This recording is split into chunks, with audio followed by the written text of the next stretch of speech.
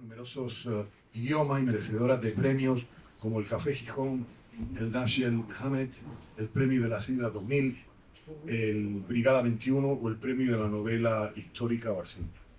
Las primeras novelas han dado origen a la serie televisiva Cuatro Estaciones de La Habana, que fue premio platino.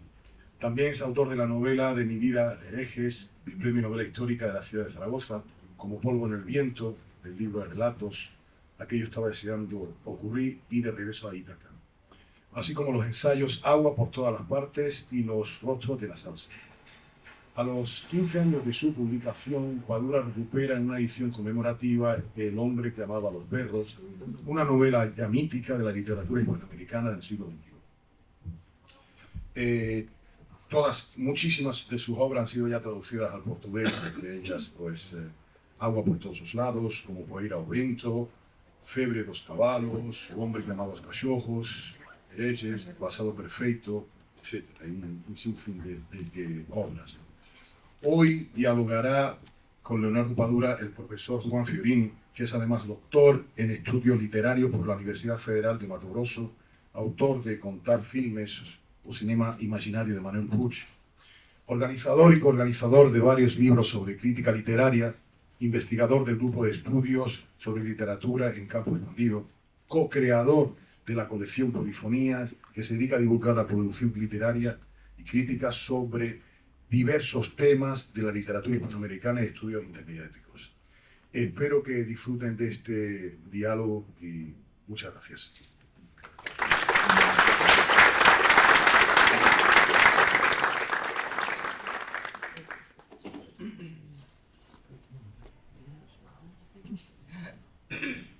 Bueno, hay un micrófono acá al lado. Bueno, ¿se escucha bien? Sí. Hermoso. En primer lugar, quería muchísimo, de verdad, de todo corazón saludarte y darte la bienvenida. Bueno, la verdad, todos que aquí estamos, te damos la bienvenida al Instituto Cervantes de São Paulo. Bueno, y es una alegría tremenda estar aquí al lado de uno de mis escritores preferidos. Voy a hacer espacio para que puedas poner los libros. Sí. Bueno, la verdad es que hay algunos libros que son de la biblioteca y otros que son míos. Y bueno, entonces es un gran honor, es una alegría tremenda tenerte acá con nosotros. Y les digo que conocí a Padura con El hombre que amaba a los perros. Este libro, digamos, que es un trabajo que no exige la respiración, ¿no? Hay que zambullirse en él, hay que ir bastante a fondo, ¿no? Nos exige bastante. Y qué gracia la de tener una novela que sin duda es un marco en la historia de la novela hispanoamericana. Y también, además, ¿no? Qué bonito ver un trabajo recién como Personas Decentes, ¿no? Que también ya está en la lista de una de mis novelas preferidas. Y bueno, y el éxito de Leonardo Padura seguramente reside en gran medida en cómo es prolífico, ¿no? Son 17 novelas publicadas. No, 14. 14, bueno, o sea, vienen 3 por ahí. Todavía nos queda más de Mario Conde incluso. Ya 14 son muchísimas, ¿no? Bueno, es un micrófono. No, a ver, que 14 son muchísimas, decía. Bueno. Traducidas a más de 15 idiomas. Y tenemos novela, tenemos ensayos, tenemos crónica, tenemos estudios como Los rostros de la salsa. Este sí me toca leer en algún momento. Y una carrera literaria que cumplió hace poco 40 años. ¿Sí? Mi primer libro se publicó en 1984. Genial. Genial. Y me gustaría que contaras un poco sobre cómo inicia su labor como escritor, cómo surgen las ideas, cuando te das cuenta de, uy, soy escritor, cuéntanos por favor un poco sobre tus comienzos. Bueno, buenas noches. Muchas gracias a todos ustedes por su presencia hoy acá. Muchas gracias al Cervantes por brindarme este espacio para estar con otra ocasión más de estar con los lectores de acá de Sao Paulo. Estuve hace unos días en la Bienal del Libro y bueno, me quedan todavía dos actividades más acá. Voy a estar el viernes en el Museo Judaico y mañana en una librería. ¿Qué librería es? Da Vila. Ah, la librería de la Vila. Es decir que me van a exprimir. Ayer terminamos tardísimo en el Cervantes de allá de Brasilia, lleno completo también, como hoy aquí. Y bueno, un poco acaban conmigo porque la gente llevaba muchos libros. Yo les pediría hoy que fuera un libro cada uno para dedicar, porque terminé ayer que el brazo esto no podía levantar. Con un solo brazo y ustedes son muchos lectores. Y bueno, muchas gracias a mi editorial Boitempo por todo el apoyo, por todo el trabajo que hemos hecho en estos últimos 12, 13 años desde que estoy trabajando con ellos, a partir precisamente de la publicación del hombre quemado a los perros. Y muchas gracias a ti, Juan, por estar acá hoy conmigo. Me pregunté, me dijo, yo me llamo Juan. Digo, ¿te llamas Joao? Dice, no, me llamo Juan. Digo, soy brasileño, me llamo Juan. Pues, a ver, yo de muchacho en Cuba, lo que más tiempo invertí de mi vida fue en jugar béisbol. Poco a estudiar y poco a cualquier otra cosa que a jugar béisbol. Yo quería ser jugador de béisbol y tengo una gran pasión por el béisbol. Ya me di cuenta a una determinada edad que no iba a ser un buen jugador y pretendí ser periodista para ser cronista deportivo, para escribir sobre el béisbol. Pero como en los países socialistas todo está planificado y está organizado y está muy estructurado, en el año que yo terminaba mis estudios del preuniversitario, alguien decidió que en Cuba existían suficientes periodistas y la carrera de periodismo no abrió ese año. Y por eso es que termino en la Escuela de Letras estudiando una carrera que yo no pensé que iba a estudiar. Incluso yo pedí una carrera que no existía. Venían por unas planillas en las que aparecían las carreras y en la Facultad de Artes, en la Escuela de Artes y Letras, había una carrera y yo dije, bueno, esta debe ser la carrera más divertida del mundo, porque la carrera se llamaba Cine, Teatro y Televisión. Entonces, lo más divertido que hay. Y fue la que yo pedí. Cuando llegué me dijeron, no, esa carrera no existe. Aquí nada más que puedes estudiar literatura. Y empecé a estudiar literatura. Es decir, que yo llego a la universidad a estudiar letras sin un propósito previo, sin ese sueño de ser escritor, de dedicarme al mundo de las letras. Yo quería ser periodista, jugador de béisbol primero y periodista después. Y bueno, mientras estoy estudiando, me pasó algo tres cosas que son muy importantes. Bueno, por supuesto, la carrera académica. La carrera académica es muy importante porque te organiza toda una serie de conocimientos. Yo siempre digo que la universidad no te va a resolver tus problemas laborales, pero te va a dar los instrumentos para que tú puedas empezar a resolver esos problemas laborales que vas a tener después. Eso fue importante en la carrera académica. Fue importante también que junto con esa carrera académica yo tuve que hacer la carrera de las lecturas que no había hecho. Y estamos hablando de una época muy privilegiada, porque solamente en el mundo de lengua española, los autores que estaban de moda, los autores de moda, se llamaban Gabriel García Márquez, Mario Vargas Llosa, Julio Cortázar, Alejo Carpentier, Juan Rulfo, Fernando del Paso, Carlos Fuentes. Imagínense ustedes, era lo que había que leer, era lo que había que leer de todas formas, porque si no, no los leías, no podías participar en las conversaciones con la gente, porque era lo que estaba leyendo todo el mundo. Y eso fue muy importante. Lo tercero que pasó fue que con mi espíritu competitivo que había desarrollado durante tantos años jugando béisbol, cuando uno practica un deporte, el deporte uno lo practica porque quiere ganar. Y para ganar hay que competir. Y entonces eso uno lo va asumiendo. Y me encontré que había algunos compañeros de estudio en la universidad, en la facultad, que escribían. Y yo dije, bueno, si ellos escriben, ¿por qué no voy a escribir yo también? Y ahí empecé a escribir. Ahí empecé a escribir.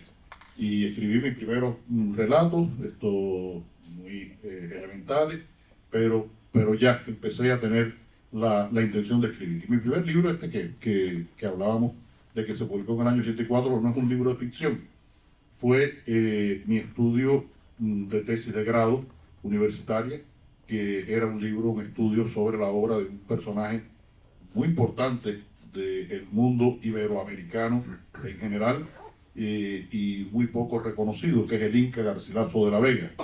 Es el primer escritor que siente el conflicto de que pertenece a una cultura que está naciendo, que es la cultura iberoamericana.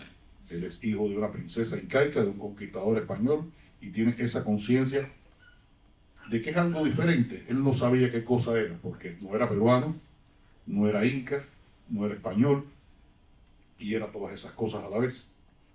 Entonces, fue muy importante para mí esa tesis porque me dio una noción de lo importante que es la búsqueda de los orígenes. La búsqueda de los orígenes. Y ha sido algo en lo que yo he insistido mucho. Tengo un libro sobre Alejo Carpentier y lo real maravilloso, que se busca los orígenes de la singularidad americana. Este libro sobre la salsa, los fenómenos de la mezcla cultural del Caribe, y así. Y bueno, empecé a escribir, y la novela Fiebre de Caballos, que está publicada acá en Brasil, es mi primera novela. La terminé en el año 84 precisamente, se publicó en el 88. En esa época en Cuba los libros se demoraban 4 años entre que tú los entregabas a la editorial y se publicaban, pero se publicaban. Ahora ni siquiera la gente entrega los libros a la editorial porque no se publican, porque no hay papel. Y salió en el año 88. Y fue el espíritu competitivo muy importante para escribir esa novela. Yo me había leído unos días antes un libro maravilloso que se llama Desayuno en Tiffany's, de Truman Capote, y me quedé deslumbrado con esa historia, una historia de amor también. Y dije, quiero escribir algo como Desayuno en Tiffany's. Y empecé a escribir Fiebre de Caballos. Empecé a escribir Fiebre de Caballos y empezó como un relato, fue creciendo, y es una novela breve, pero bueno, una novela. Y fue mi primera novela. Después estuve 6 años trabajando como periodista de una manera muy intensa. No tenía tiempo de hacer literatura, y dejé el periodismo en el año 89, 90, hay un tránsito, y empecé a escribir entonces la primera novela de la serie de Mario Conde. Creé el personaje de Mario Conde y escribí Pasado Perfecto, que la terminé en el año 90 y se publicó en 1991 en México. Ese es un poco el origen de esta carrera. Y a partir de ahí ya el camino se fue haciendo más lógico, con muchos momentos de duda, con muchos momentos de dificultades económicas. En los años 90 en Cuba teníamos una situación dificilísima. Esa novela, Pasado Perfecto, se publica en México en una pequeñísima editorial, porque en Cuba no había papel para publicarla. Además, yo le envié un concurso, y en el concurso el jurado decidió que era el premio, y los organizadores dijeron que esa novela no podía ser premiada por las cosas que decía. Fui censurado. Y bueno, ya en el año 95 gano el premio Café Gijón en España, que es el premio del 95, pero me lo dan en enero del 96. Se anuncia en enero del 96. Y después entro en una casa editorial muy importante de España que se llama Tusquets Editores, con lo que he hecho toda mi carrera hasta ahora en España, y gracias a ello toda la promoción que se ha podido hacer en otros idiomas, en otros países del mundo.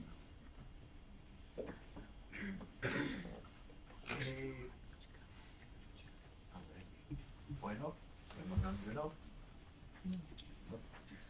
hola, hola. Ah, bueno, dale. Bueno, y justo sobre todo lo que vienes haciendo, ¿no? Hace 40 años, que me gustaría preguntar que hace un tiempo declaraste en una entrevista en una cadena de televisión brasileña que tu oficio de escritor renombrado con tus viajes, participaciones en eventos, entrevistas, programas de televisión en que participas, no te permiten tener tiempo suficiente para escribir. ¿Y cómo equilibras esas demandas, ¿no? De la vida cotidiana, de la fama, con esa necesidad, esas ganas de escribir? ¿Cómo manejas? No, lo que le dije a esa televisión es mentira. No sé por qué lo dije, porque es mentira. Y yo no suelo ser mentiroso. Yo creo que uno de los... Yo a veces hago cursos, talleres. No me gustan los talleres de escritura porque creo que es muy difícil enseñar a escribir a las personas. La gran escuela de aprendizaje de la escritura es la lectura, y sobre todo la lectura de los que escriben en la lengua de uno. El escritor lo único que tiene para expresarse son las palabras, y las palabras pertenecen a una lengua. Y entonces yo, por esa suerte de tener esos maestros que mencioné, a los que se fueron sumando otros autores importantes, por ejemplo, el descubrimiento para mí en los años 80 de la literatura de Manuel Vázquez Montalbán fue una revelación, porque me di cuenta de que se podía escribir en lengua española una novela policíaca con alta calidad estética. Que la novela policíaca y los valores estéticos no siempre andan juntos, como ustedes saben. Hay autores que sí lo han demostrado, y pienso que aquí en Brasil tuvieron uno de los maestros renovadores del género, que fue Rubén Fonseca. Rubén Fonseca le dio una dignidad a la novela policial con sus relatos y sus novelas. Pues bien, yo digo en esos talleres, en esos cursos, que uno de los elementos más importantes para el escritor de novelas es su disciplina. La disciplina y la constancia. Y saber administrar el tiempo.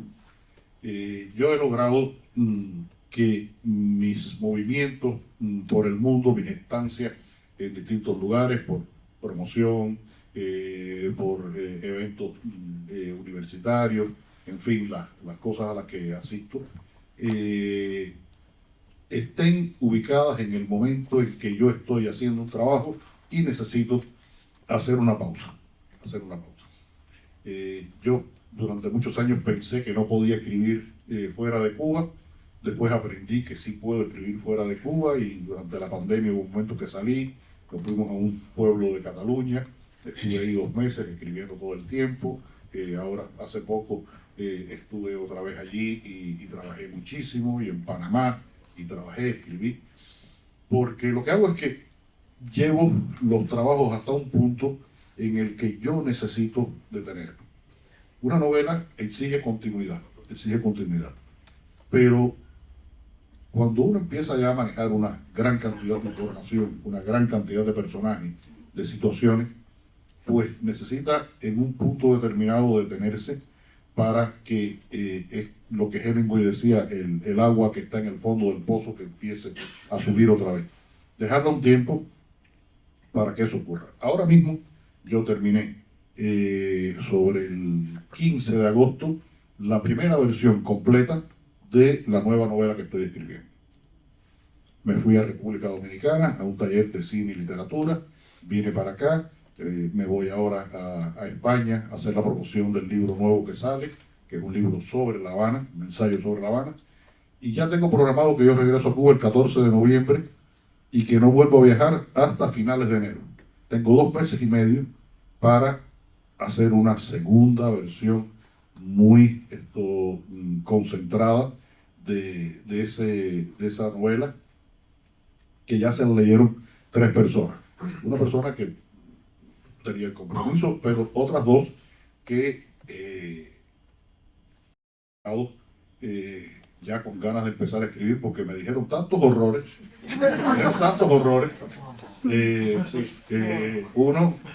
Una es la que fue hasta hace poco mi traductora al francés, una lectora implacable, y la otra fue mi mujer, eso de Lucía. Y sí, yo necesito que... Hay veces que los escritores te dicen, oye, lee este libro, y lo que quieren es que tú le digas, coño, qué bien tú escribes, qué bueno eres, esto eres un bárbaro. Yo necesito en esta etapa que me digan todo lo contrario.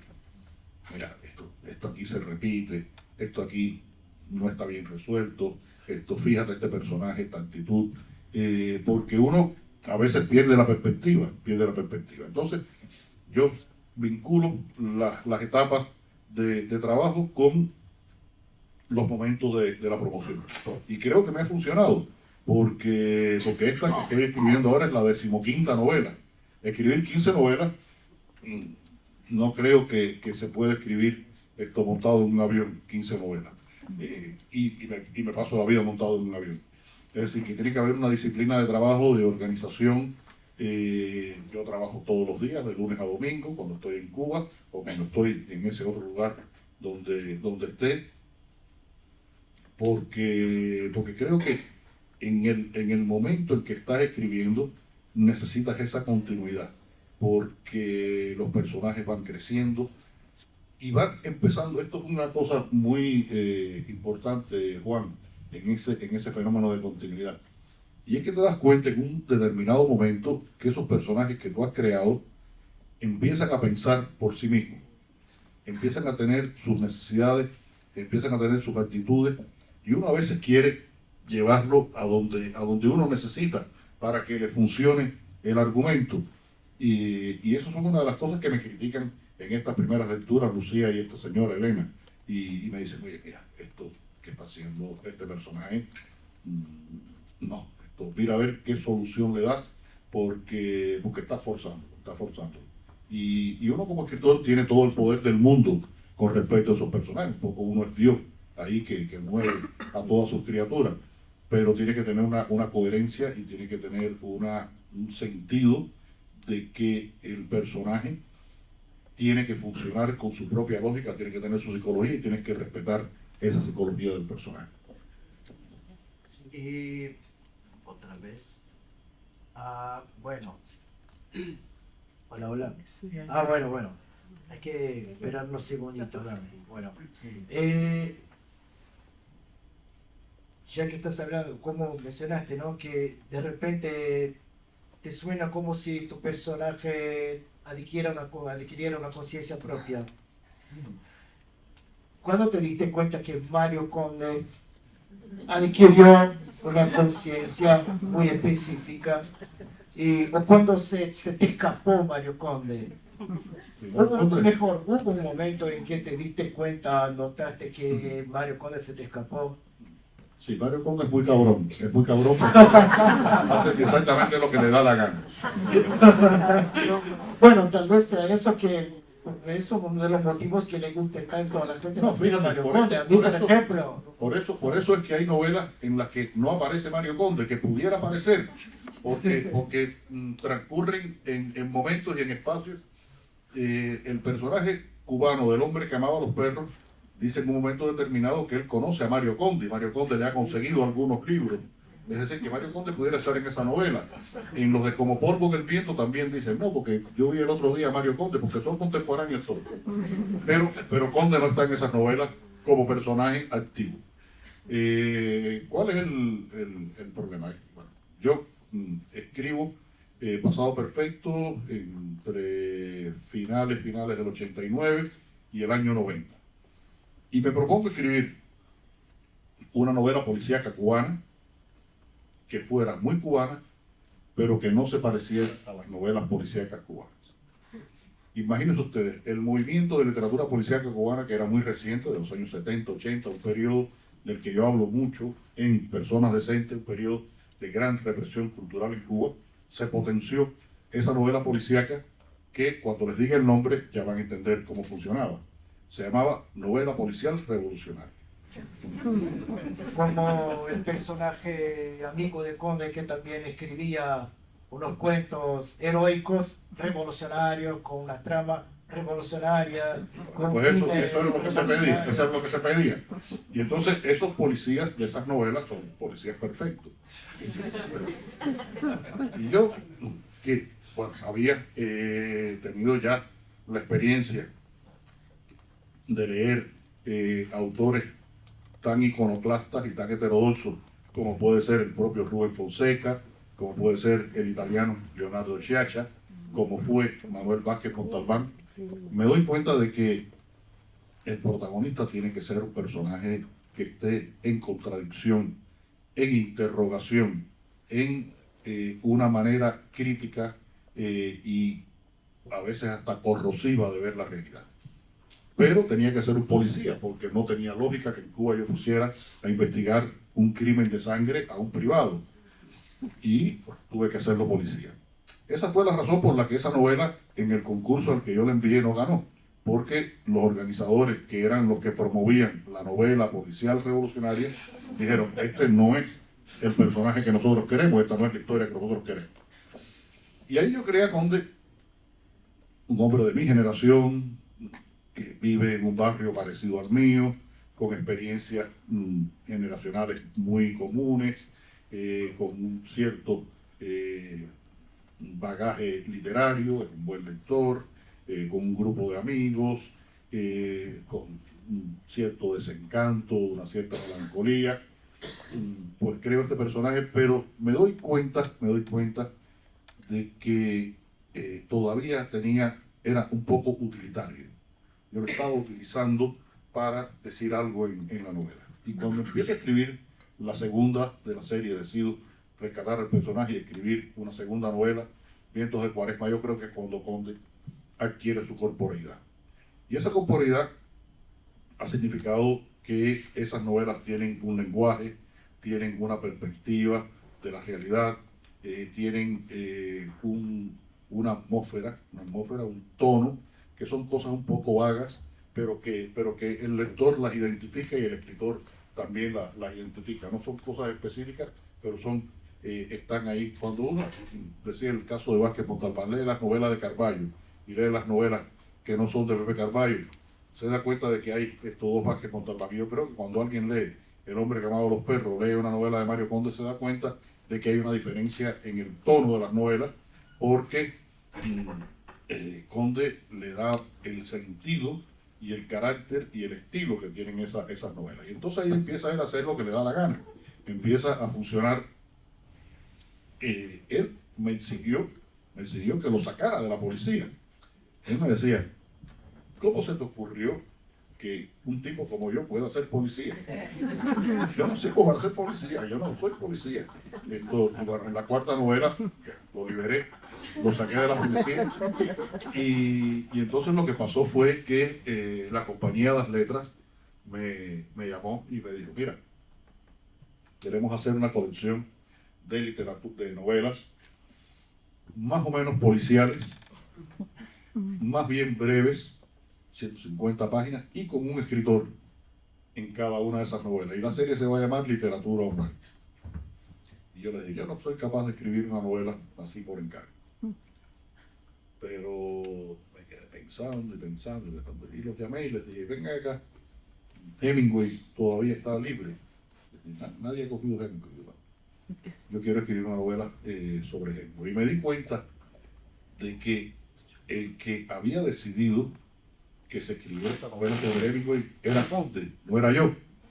Conde fue el que tomó esa decisión, porque yo tenía una serie de problemas con Hemingway que no podía resolverlos en un ensayo, porque eran cosas de carácter, de percepción. No era un problema de crítica literaria ni de construcción, tenía que ver con comportamientos, con actitudes. Y Conde pensaba lo mismo que yo y me dijo, vamos a hacer esta novela. Y ahí salió Adiós Hemingway. Y a partir de ahí, bueno, va por el mundo haciendo más o menos lo que le da la gana. Ahora incluso le ha dado por escribir, de verdad, y la mitad de esta novela, Personas Decentes, está escrita por él, no está escrita por mí.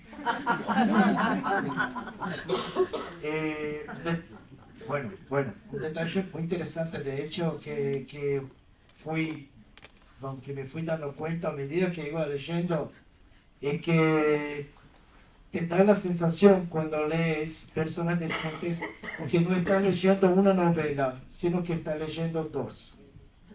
Una novela, toda la trama sobre, ¿no?, el crimen de Giannini, ¿no? Sí. Incluso la narrativa se cambia de persona, ¿no?, para la primera persona, que ahí sí se toma más el contorno de la manera de una novela negra, ¿no?, de noir. Y por otro lado, una nueva historia de Mario Conde, ¿no? Después, poco a poco, vamos viendo cómo los caminos se cruzan, ¿no?, cómo los sucesos se cruzan, y entonces vamos dándonos cuenta de que Conde sí está escribiendo esa novela. Estamos leyendo la novela de Conde escribiendo la novela. Estamos viendo a Conde y estamos leyendo a Conde. Sí. Esta novela tiene dos historias. Una historia que se desarrolla alrededor del año 1910 con un personaje histórico real que ha sido el proxeneta más famoso de la historia de Cuba, Alberto Giannini Ponce de León, que tenía aspiraciones políticas y se convirtió en el líder de los proxenetas cubanos en su pelea con los proxenetas franceses por el dominio del negocio de la prostitución, mientras tenía un discurso político bastante raro, un poco radical. Es un momento muy complicado de la vida cubana. Son los primeros años posteriores a la independencia. La independencia de Cuba se produce en 1902. En el 1898, había empezado la intervención norteamericana que terminó la guerra hispano-cubano-americana. España tiene que dejar Cuba. Se queda los norteamericanos interviniendo en Cuba hasta 1902. Dejan Cuba con una constitución que tiene una enmienda que le daba derecho a los Estados Unidos a intervenir en los asuntos cubanos cada vez que quisieran, y hay una segunda intervención militar en 1906, en 1909, y ahí en ese momento arranca la novela. Y en medio de esa frustración del imaginario nacional, del independentismo, la figura de Giannini se convierte en el paradigma, en el ejemplo, en la aspiración de la gente en Cuba, un proxeneta político, imagínense ustedes. Después hemos sabido que en el mundo no es raro que haya proxenetas y políticos que sean la misma persona. Esto lo sabemos. Y cosas peores que proxenetas también. Eso también lo sabemos. Pero bueno. Y el destino de Giannini es una historia que a mí me perseguía desde hace muchos años. Escribí un reportaje en esa época que trabajé en ese periódico, en los años 80, sobre este hombre del que todo el mundo sabía algo, pero nadie lo sabía todo. Y yo escribí un reportaje muy largo que salió en 2 partes en el periódico, 2 domingos, muy desplegado. En 87, ¿no? En el 87. Y bueno, me perseguía y dije, bueno, voy a tratar de entender quién era Giannini escribiendo una novela sobre Giannini. Y se lo entregué ese proyecto a Conde. Mientras Conde, en el 2016, hace una investigación de un crimen de un personaje muy tremebundo que fue uno de los represores culturales en Cuba en los años 70. Aparece muerto, mutilado, y como viene el presidente Obama a Cuba, viene Rolling Stone, viene Chanel, viene Rápido y Furioso, viene Madonna a celebrar su cumpleaños en La Habana, las Kardashian andaban por La Habana, pues el que fue compañero de Conde lo llama y le dice: Conde, mira, tengo un problema. ¿Qué problema, Manolo? Que se me acabaron los policías. Tengo que vigilar a tanta gente que se me acabaron los policías.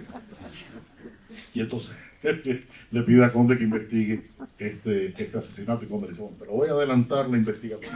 Ya se enreda en esa historia porque le atrae mucho hurgar en la vida de esta persona y tratar de entender quiénes fueron estos victimarios, cómo pensaban, por qué actuaban de esa manera, cómo le destruyeron la vida a muchísimas personas. Que en esa destrucción de vida de personas está el origen de este crimen. No voy a decir quién fue, por qué, nada, porque eso tiene que preparar el libro y leer. Está a buen precio aquí. Entonces, esas dos novelas, que sus argumentos son paralelos, totalmente paralelos, ustedes saben, esto a mí me lo enseñaron en cuarto grado, no sé si aquí en Brasil será igual, que las paralelas se unen en un punto, se unen en el infinito. Bueno, el infinito de esta novela es La Habana y Mario Conde. Mario Conde actuando y escribiendo, y La Habana como espacio. Y es una novela que hace una reflexión, ese es el gran para qué de la novela, sobre este destino trágico, traumático de las relaciones entre Cuba y los Estados Unidos. Porque parecía, la independencia de Cuba llega con esa intervención militar norteamericana, en el 2016 parecía que las cosas iban a cambiar, que todo este tema del embargo, el bloqueo, se podía superar, Obama estaba proponiendo una política de acercamiento, y todo el mundo estaba muy contento, menos Conde, que decía, esto no dura mucho, yo sé que esto no dura mucho, esto se jode en cualquier momento. Y en enero del 2017, cuando Trump va a asumir la presidencia, The New York Times me pidió que escribiera desde la perspectiva de un cubano cómo veía que llegara Trump a la presidencia de los Estados Unidos. Y me inventé un personaje que era un hombre cubano que tenía un automóvil de los años 50, que mucha gente en Cuba le había cortado el techo y lo había transformado en un descapotable. Eso pasó mucho en el 2015-2016, paseaban a los turistas por el malecón, la Quinta Avenida, en fin. Y este hombre había hecho una inversión que le había costado $3,000, colocarle el techo del carro, volver a tapizarlo, pintarlo, había hecho una inversión de $5,000. Le rogaba a Dios porque Trump no le jodiera el negocio. Y Trump le jodió el negocio. Bueno, en la edición española de Personas Decentes, al final, dices que en la nota del autor dices, Personas Decentes es quizás la más policial de las tramas que he escrito. Y bueno, me suena también como la más nostálgica, principalmente la manera como se articula la nostalgia en los dos personajes, ¿no? En Arturo Saborit, ¿no? Que a todo momento anhela, ¿no? Una determinada Cuba, ¿no? Y Conde también, de alguna manera, tal vez no precisamente a Cuba en sí, pero a toda una historia de su vida. Y bueno, y me parece que justo parece que Conde llega a ese nivel, ¿no? Grande de nostalgia, también porque se nota en esa novela la madurez de Conde, ¿no? Y me gustaría que comentaras un poco más sobre esa relación entre madurez y nostalgia, ¿no? Del personaje, o que nos explicases un poco sobre cómo esa novela suena tal vez la más nostálgica, ¿no? Que tal vez hayas escrito, o que, bueno, por lo menos en términos de personaje, cómo suena tan nostálgico. Veo que Juan escoge muy bien las palabras para no ser ofensivo. Porque Conde no ha durado, Conde se ha puesto viejo. Puesto viejo. No, pero la energía que tienes para investigar y para ir a A la Dolce Vita, sí. Y Dice, pero dice, era toda la reflexión de que está en la cuarta edad. con Está la en la cuarta edad. tapada y todo, Eso, no me sí. suena, no me Dice, si yo logro vivir lo que vive un cubano promedio, voy a vivir 79 años. Ese es el promedio de vida en Cuba, que es un promedio alto. De los 20 a los 40, de los 10 a los de nacimiento a los 20, primera edad, de los 20 a los 40, segunda, de los 40 a los 60, de los 60 a los 80, ya que es la cuarta edad y es la última, y es la vejez. Estamos jodidos, nos ponemos viejos y nos morimos. Bueno, ¿Cuándo tienes esa conciencia? ¿Cuándo tienes esa conciencia? A ver, dijiste algo que es importante. Esta, yo digo que es la más policíaca de mis novelas, porque hay al menos 4 muertes que investigan. Después hay más muertes, pero hay 4 muertes que investigan. Y hasta ahora yo, todas mis novelas, yo, de carácter policial, las he resuelto con un muerto. A mí un muerto me alcanza para escribir una novela. ¿Por qué? Porque la investigación policial, y ustedes los lectores se habrán dado cuenta, mis novelas, no es lo importante. Lo importante es la atmósfera, el ambiente, la crónica de la vida de un país y la mirada de Conde con respecto a esa circunstancia. Entonces esta, por eso 4 muertos es la más policial. Y es la más nostálgica porque Conde se está muriendo viejo.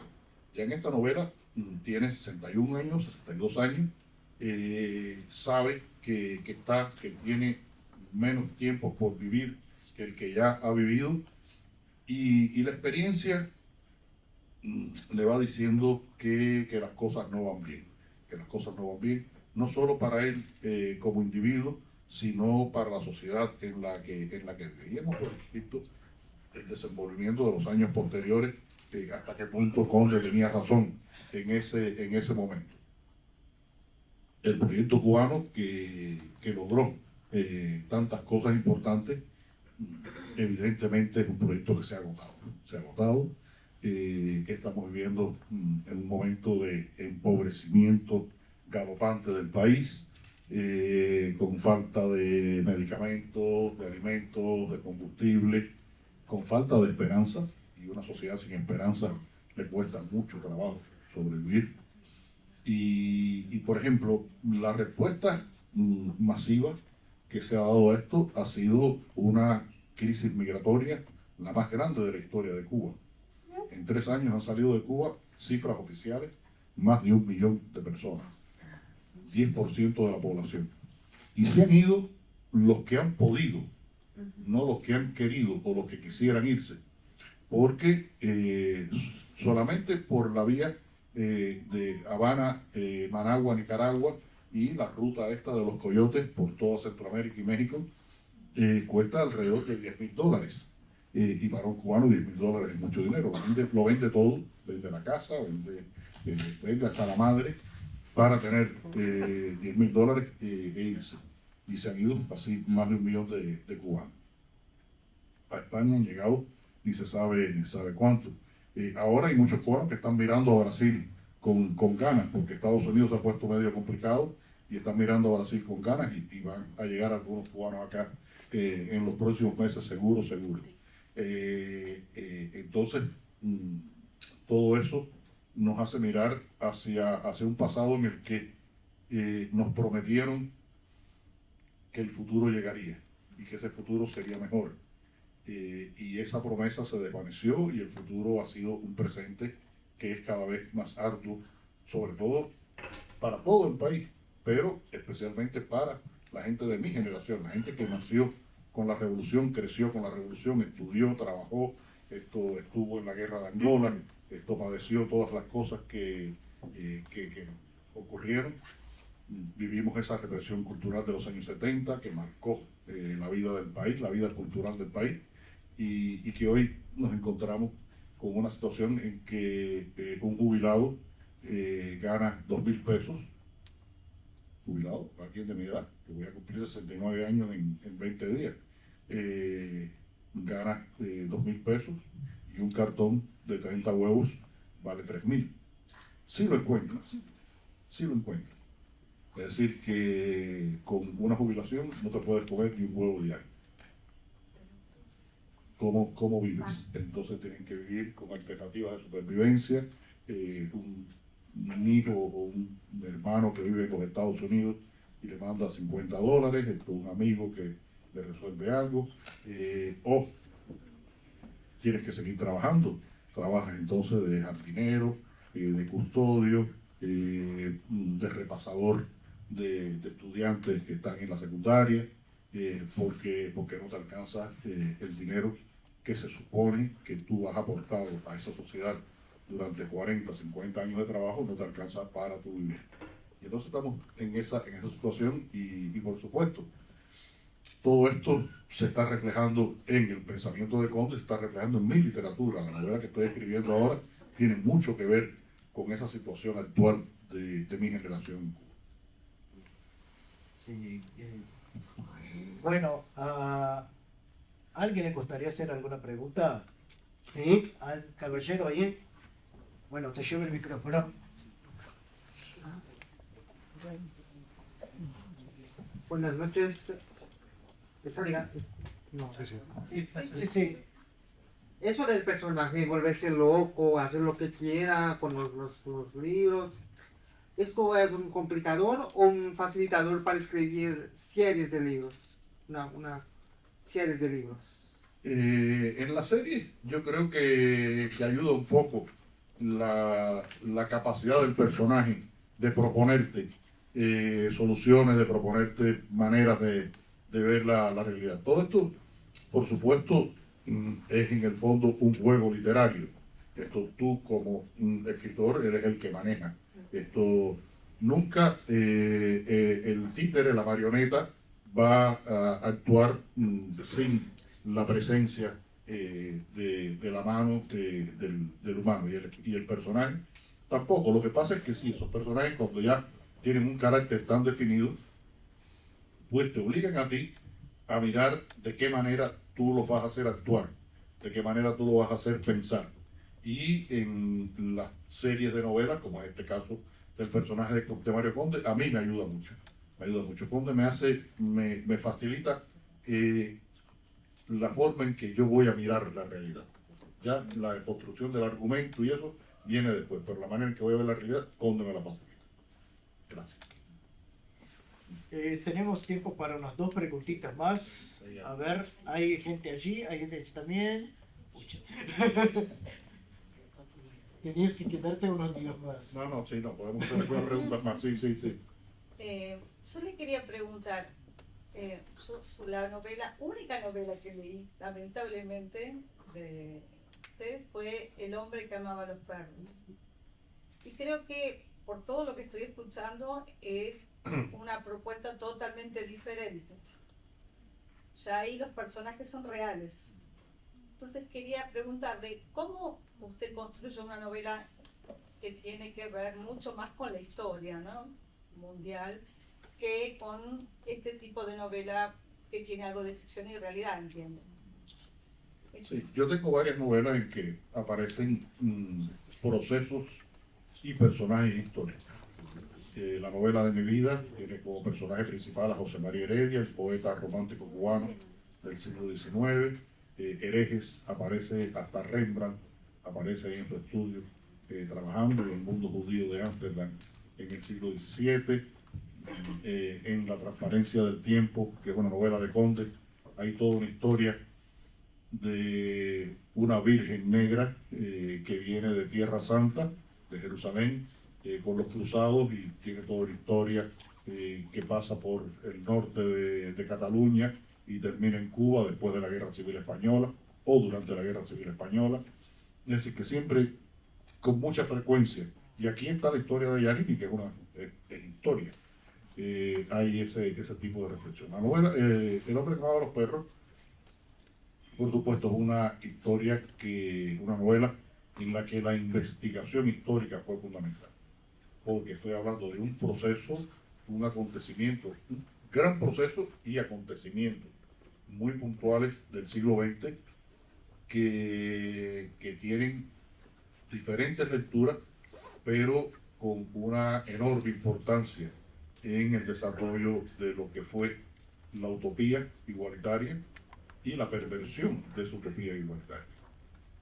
La Revolución Rusa, esto en la época de Stalin, las luchas de Trotsky, la Guerra Civil Española, que significó en ese contexto la Guerra Civil Española, de donde sale de una trinchera un miliciano que se llamaba, un soldado del ejército republicano, se llamaba Ramón Mercader del Río, que termina siendo el asesino de Trotsky. Todos los conflictos.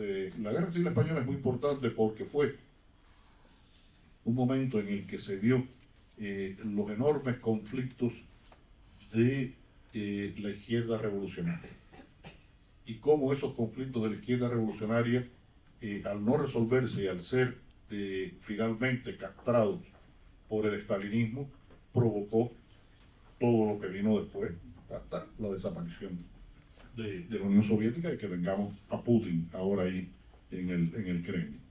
Es decir, la historia siempre tiene consecuencias.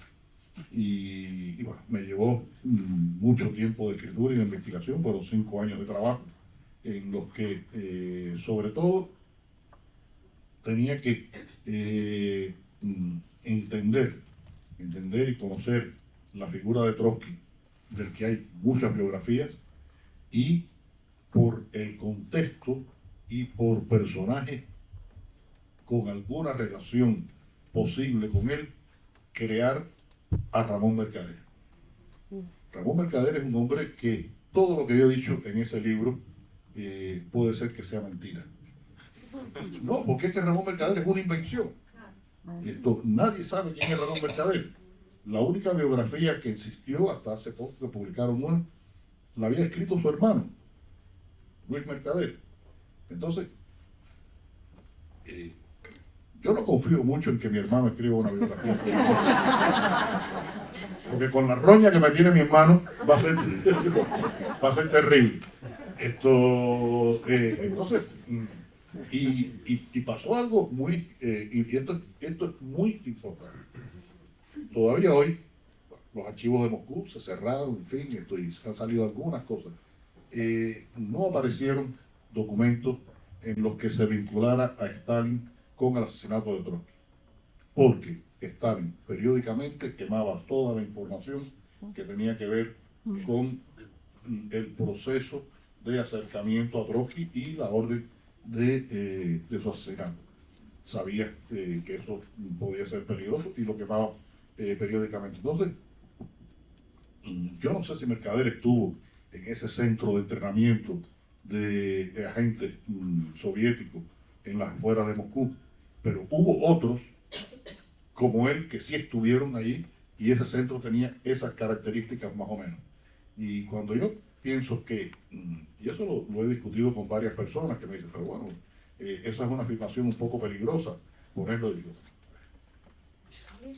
que ese hombre, que era un hombre inteligente, culto, sin duda, hablaba 4 idiomas y tal, que estaba en una trinchera en la Sierra de Guadarrama en 1932, aparezca un año después en París, convertido en Jacques Monod, con otra psicología, otra manera de comportarse, era otra persona.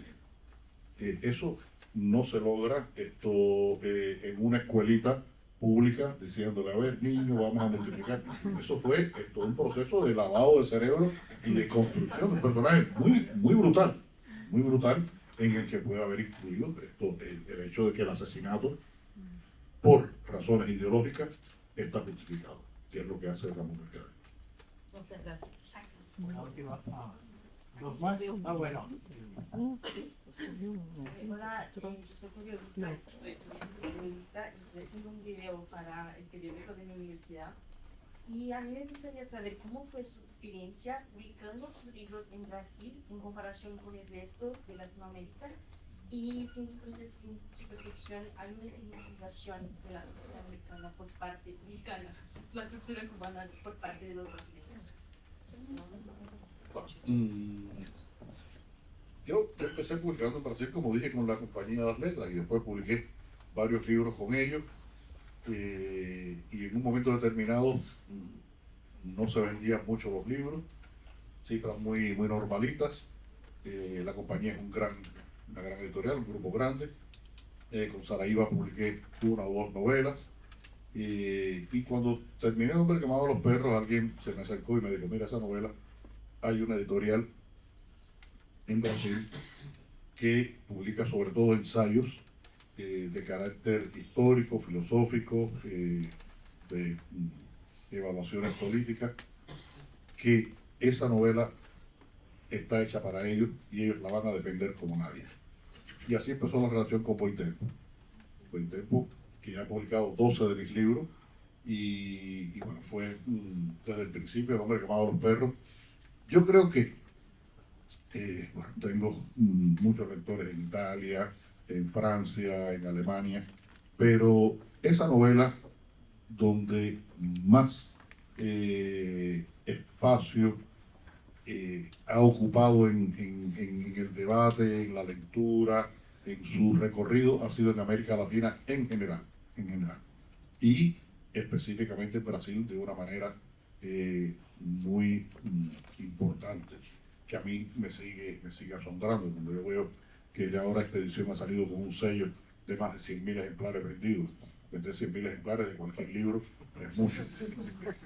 Entonces, ha sido muy importante. Y también creo que con respecto a esa novela y al resto de las novelas, para un brasileño, en general, la relación cultural con Cuba, igual que para un cubano, la relación cultural con Brasil, es una relación muy fácil de establecer por razones históricas, culturales, raciales, de clima, de carácter.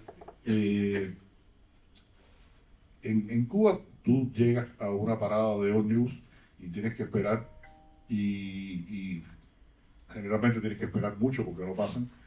Y cuando te vas de ahí, sabes cómo se llama la mamá, el papá, de todos los que están ahí. Y en Brasil pasa lo mismo. Y en Brasil además pasa algo que a mí me encanta. En Europa la gente, y está bien porque es cultural, evita mirarse a los ojos. Esto ya lo hacen más o menos. Aquí en Brasil la gente no solamente te mira a los ojos, aquí la gente te toca, porque parece que tienen la impresión de que si no te tocan tú no existes. Y lo que me están diciendo mis ojos, no, yo tengo que tocarte para ver si es verdad que existes. Entonces, y en Cuba es lo mismo, somos besucones, nos damos abrazos. Las músicas de Cuba y de Brasil tienen ese componente africano tan importante. El director de Cervantes viene ahora de Bahía, Dani viene ahora de Bahía, y sabe que todo este complejo, y todos ustedes lo saben, todo este complejo de religiones de origen africano que se asentaron sobre todo en Cuba y aquí en la zona de Salvador de Bahía, pues han creado un complejo cultural importantísimo. Cuando yo estuve en Bahía, yo veía a la gente y veía lo que pasaba con un cubo con fruta, y decía, ese negro yo lo conozco, ese negro vive en la esquina de mi casa. Porque soy igualito, soy la misma. Sí. Entonces, yo creo que eso facilita mucho las cosas y yo me siento muy agradecido de lo que ustedes, de lo que mi editorial propuso y de lo que ustedes, los lectores brasileños, han... Cultura cubana, esa generación que está como en la segunda edad, si no me equivoco. Si estás leyendo, a quienes lees, pensando un poco, no sé, en autoras cubanas que están principalmente siendo publicadas fuera de Cuba, como, qué sé yo, Eliana Vilar Madruga o Marta Hernández Cadenas. Quería saber tu opinión. No tengo opinión porque no los he leído. Son literatura, libros y autores que están tan dispersos por el mundo que es imposible tener un mapa de lo que está ocurriendo en la literatura cubana. Tú mencionabas a dos autoras. Yo, a las autoras que conozco son las de la generación anterior, a Wendy Guerra, Carla Suárez, a Ana Lucía Portela, que curiosamente la generación que sigue a la mía de novelistas en Cuba, los novelistas más importantes, creo yo, son mujeres. Y he citado 3 nombres. Y eso es raro en cualquier panorama literario, pero en el caso cubano es particularmente. Pero esos escritores que tienen ahora menos de 30 años, no los conozco, no tengo acceso a sus libros. Y también yo como lector, tengo necesidades y exigencias muy propias. No es el momento para mí de hacer descubrimientos. Cuando yo estoy leyendo, trabajando una novela, pues por lo general releo autores que ya he leído y que sé que me van a comunicar sensaciones, estilos, maneras que yo conozco y que me alientan en mi literatura. Por ejemplo, ahora me estoy leyendo otra vez, por tercera vez, una novela de Carrère, el francés. Me he leído no sé cuántas veces La guerra del fin del mundo de Vargas Llosa, que es una novela que me dice muchas cosas, la manipulación del escritor. Me leí hace poco El pianista de Vázquez Montalbán por cuarta, quinta vez. Y entonces, además, como hago una crítica de libros mensuales para Babelia, que son libros que se publican en España y que tienen circulación importante. Hoy he estado fajado con mi editor en Babelia para ver si puedo escribir, porque hay pelea, sobre el nuevo libro de Noah Yuval Harari, el de Sapiens, que parece que es un libro bastante explosivo por lo que parece que dice. Entonces a veces me cuesta mucho trabajo poder estar al tanto de esta literatura que está dispersa, porque en Cuba, incluso dentro de Cuba está dispersa. Sale un libro en una provincia y sale un libro en La Habana y no llegan a las librerías. El sistema editorial cubano se ha desmembrado. Como se han desmembrado muchísimas cosas en el país. Yo le decía hoy aquí a mi editor que es un poco una distopía lo que estamos viviendo en Cuba ahora, porque no se sabe nada. Y saber dónde hay un libro de un cubano es dificilísimo en estos momentos. Y es lamentable porque fue un país que tuvo una industria editorial que, con las limitaciones políticas, materiales, de distribución que fuera, funcionaba y era posible tener un conocimiento de lo que estaba ocurriendo. En estos momentos yo creo que es prácticamente imposible. Y estos 2 nombres que tú has mencionado, yo creo que no los había oído nunca. Y de literatura brasileña, ¿qué lees? De literatura brasileña hace rato que no leo nada así nuevo. Patricia Melo, leí una novela hace un tiempo. El nombre de la novela policía. Sí. Leí Budapest de Chico Buarque y El hermano alemán. Debo haber leído algo más, pero ahora no recuerdo exactamente. Pero bueno, también pasa que la literatura de lengua portuguesa y específicamente la brasileña, no sé cuál es la razón de que tiene muchas dificultades para insertarse en el mercado de lengua española. Muchas dificultades.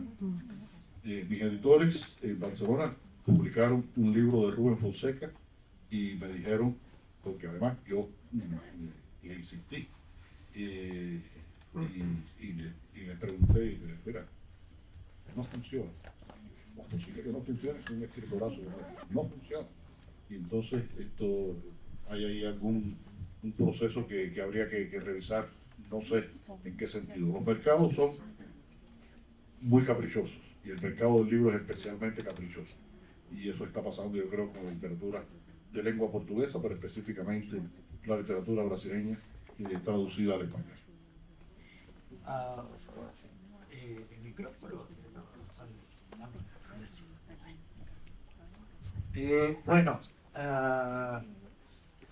antes de los enormes aplausos que le daremos a Leonardo Padura, solo quisiera decirles 2 cositas. Bueno, la primera es que el encuentro con Leonardo Padura es uno de los eventos de la programación de Sentidos y Sonidos de la Isla, promovido por el Instituto Cervantes. Y ya les hago la invitación que mañana, 19 de septiembre, a las 20 horas, tenemos acá el concierto de jazz cubano con Ricardo Castellanos y Pepe Cisneros. Todos están invitados. Y el 25 de septiembre, la semana que viene, a las 19 horas, tenemos el cine debate de la película Bajo un Sur Sospechoso.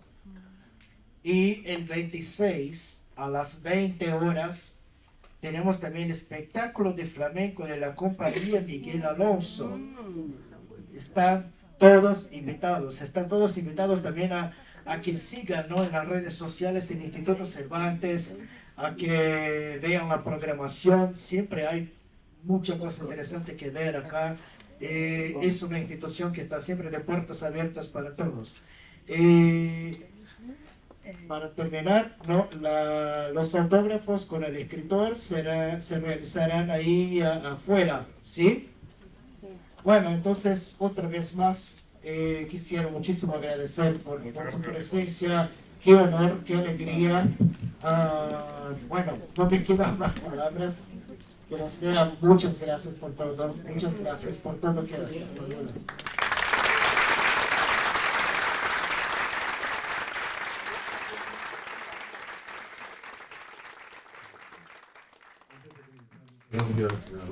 Muchas gracias, Juan. Se va a producir ahora la firma de libros y por favor reitero lo que dice Leonardo, un libro por persona.